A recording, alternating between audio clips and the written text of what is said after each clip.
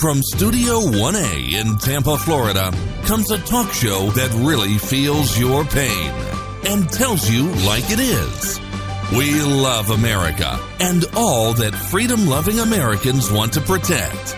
Live from coast to coast and on your radio, it's For the People with Keith Allen. We'll help you survive this thing called life. We're for the people. Whatever your source of stress or strife, for the people is there. Well, hello, my friends. I am Keith Allen and proudly welcoming you to this Monday, September the 18th, 2017's edition of the For the People broadcast program. Today, unofficially, but now it is official, I suppose, since we are on the air, on the internet, on satellite, just so many different places, and growing. For the People kicks off its Share-a-thon 2017. Now, from time to time, we've raised some money for the control room and different things as we were first getting back on the air, relaunching For the People, but it's something that we're going to have to do twice a year until membership numbers just get up, or people either become subscribers monthly or they give to the program. So it's going to be fun. We're going to mix it up a little bit. We obviously have news to talk about, but we will be talking about that and how you can be a part of the program, and also casting my vision for the show, where it's going. What are some of my dreams, ambitions, and things that are going to be a reality, and I want to share them with you because that's just very, very important. I'm very excited, too, as a matter of fact, to share these things with you because these are tangibles, things that you can wrap your mind around and get involved with. And speaking of that, that's what this program's all about, involvement. Things that you hear, the most important issues, and things that we bring up. We want you to be involved, and we want you to be intelligent when you have conversations with people that don't know what's going on. Let's face it, we live in a world today where people get their headlines from Google, Yahoo News, AOL News, whatever pops up on their cell phone, and whatever these left-wing companies, corporations want you to know about. And, of course, they give their views and what they want to put. There was a time, some of you remember, some of you old-timers remember when news was actually news, and people would bring out names like Walter Cronkite, you know, and if he gave the news, it was the news, and it was the news, and it was journalism 101. It was who, what, why, where, and when, and that was nice. Now, I'm not saying that I don't give you my commentary. I don't give you my opinion, because I do. So there's news with opinion, with a conservative point of view. But we like to give you common sense, too. And I tell you, I don't know what it is. I don't know if it's in the air. I mean, they talk about global warming, but I don't know if lunacy is a part of that. Insanity is part of that. I used to think when I moved to Florida, I found a lot of loons. There's a lot of nice people here in Florida, by the way, too, but a lot of loons, too. And I was thinking maybe it's something to do with the sun. People don't protect their heads. You know, people that work outside, they wear hats. It's sensible, so it doesn't warp their brains or hurt them. And maybe that's the problem with a lot of liberals. Maybe they're gardeners. Maybe they're outside. They're exposed to the elements too much. You know, maybe that's something to do with it. By the way, talking about some real lunacy here, did you hear that the world is going to end? Yeah, there's a cult group, David Meade's group, and he's been talking this up, and social media is really having a field day about it. I'm sure David Meade really likes the publicity. But anyways, I know this might be short notice, that it's going to be a really short week because the end of the world is going to happen. That's what he says, Saturday to be exact. Because there's a planet X, and NASA, by the way, just FYI, says there's no such thing. They've been looking for it, and but they don't see anything with any of their telescopes. But according to David Meade, he says that there's going to be a realignment, and as a result of the realignment, there's going to be volcanoes, there's going to be earthquakes, The sky is going to fall down on us. I mean, it's apocalyptic. I mean, it's literally the end of the world as we know it. The REM song, Planet X. Dr. John Carlson, director of NASA's Center for Astrophysics, he's probably spent a chunk of taxpayer money debunking reports of planet Nibiru, okay, or Planet X approaching Earth and threatening widespread destruction, saying that the stories were nothing more than an internet hoax with no factual basis. However, since then, Meade has reignited the doomsday rumor flame based on prediction on biblical verses and, of course, numerology. So he zeroed in on number 33, telling the Washington Post that Jesus lived, this is his thesis here, 33 years, and the name of God to the Jews was mentioned 33 times in the Bible, and he added that it was a very biblical significant, numerology significant number, because I'm talking astronomy, I'm talking the Bible, and merging the two per the Post. So Meade also claimed that recent events, such as the solar eclipse, as well as the occurrence of hurricanes, of course, Harvey and Irma, were the telltale signs that the end was near. Did God warn America for impending destruction coming at hand, he said on Planet X News? It's a website, believe it or not, dedicated to all of this insanity. But anyways, for what it's worth, you can read about it if you haven't already. Yes, the end of the world is happening, according to David Meade. Dear Lord. It's fun listening, though, seriously. Fun listening is coast to coast. It's after-hours type of broadcast carried on just oodles of radio stations across the country. Art Bell, the granddaddy of the broadcast. I actually sat in for Art several years ago. It was a real honor when I was working with Chuck on the People's Network. And Art Bell and Chuck, friends, for many, many years. But anyways, George Norrie took it over.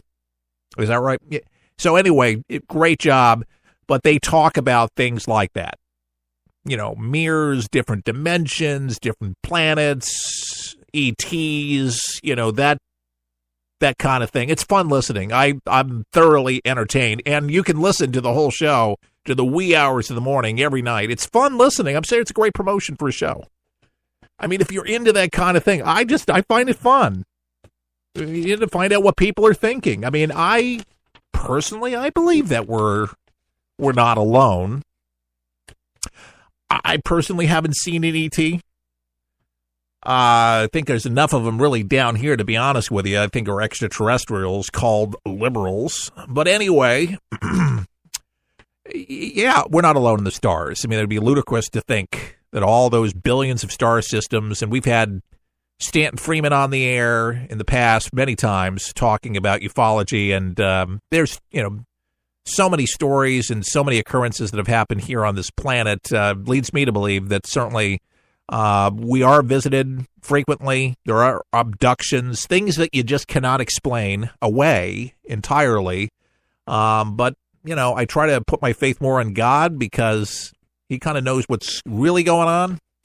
And there's just a lot of stuff that's way beyond our understanding. And a lot of these alien beings, if you will, are way more advanced than us. And I just wonder what they think of us with all the insanity that's going down on planet Earth here. We certainly are reckless and probably quite primitive, and we're probably pretty darn scary to them. So, anyways, there's a poll, and this has to do with North Korea. I don't know if you came across it here, but I did. It says, and by the way, Jeffrey Roddick was the one that put this together from Newsmax, and he says 51% of Americans distrust President Donald Trump's ability to handle the crisis of North Korea. But hold on. While 44% have confidence he can respond appropriately, according to an NPR poll. Okay, so I feel better about NPR's poll. And here is how the poll breaks down. All right, you ready? 81% of Republicans trust in his ability to handle the conflict, while 16% do not. 19% of Democrats have confidence in his ability to handle the crisis, while 77% do not. 40% of independents trust the ability to handle North Korea, while 51% do not.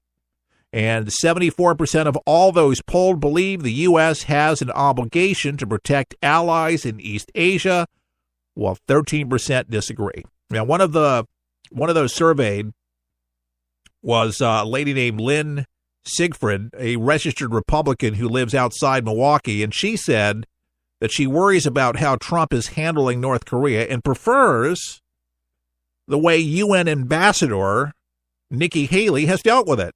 Just based on how he's reacted to other world situations, it's really hard to say what he'll do, Siegfried said, according to NPR, but he's a bit unpredictable. In this poll conducted September 11th and 12th, surveyed by 1,005 people online. So there you go. I thought it was a very interesting. Don't know if it revealed anything more, but, there you go. Almost half disagree and some agree, just depending on the particular issue on this. It's a very difficult thing to just react and overreact, and what he says in the war on words, because there's the back and forth. Of course, now his new words for Kim Jong-un, this is probably going to be fun for some of you. He's got a nickname for him because of launching all of these missiles. Did you know that? Oh, yeah, this is the new tweet that went out. And I think it's gonna be a long, long time. The touchdown brings me round again to find I'm not the man they think I am at home. Oh, no, I'm a Rocket Man. President Donald Trump mocking North Korean dictator Kim Jong-un as a tweet Sunday, nicknamed the Rocket Man, after a call with South Korean President Moon. He said, I spoke with President Moon of South Korea last night, asked him how Rocket Man is doing. Long gas lines forming in North Korea. Too bad. I don't know. Trump's going to be Trump. It's kind of funny. It's kind of sad, and because the gas lines are people in North Korea. I mean, it's not the poor people of North Korea. I mean, they're brainwashed. Not all of them are. Some of them escaped here to America, but it's their home, and they gotta listen to the guy, or they're gonna be killed.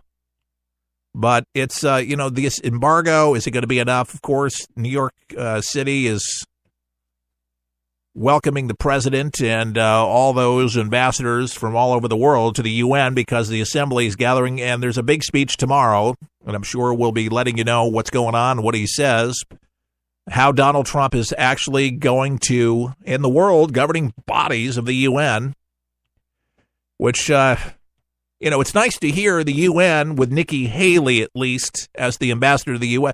Maybe there's a voice of reason with the UN. I have not agreed with the UN, by the way, with the appropriation of so much money and the abuse of how money is spent when diplomats go overseas in different places, when they're the presidential suite, $1,500, $200, or $2,000 a night per room, and caviar and champagne and all this other stuff. It's just ridiculous. They spend way much more money entertaining themselves than they do actually solving world problems.